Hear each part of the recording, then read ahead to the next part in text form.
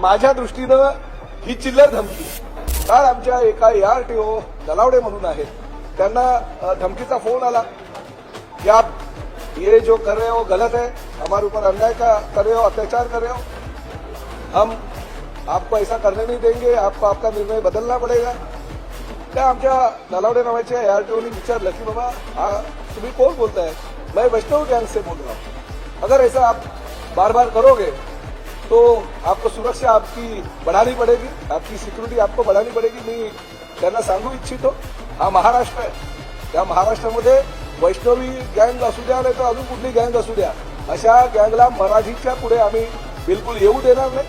असे जर धमक्या देऊन मराठीची गळचेपी करण्याचा तुम्ही प्रयत्न करत असाल तर निश्चितपणे अजून कठोर कारवाई करायला मागे पुढे बघणार नाही. तिला भाईंदरमधील काशीगाव पोलीस स्टेशन येथे गुन्ह्याची नोंद करण्याचं काम चालू आहे. महाराष्ट्रामध्ये मराठीसाठी जर अशा कोणी हिंदीमध्ये धमक्या देत असेल तर आम्ही बिलकुल कदापि ते सहन करणार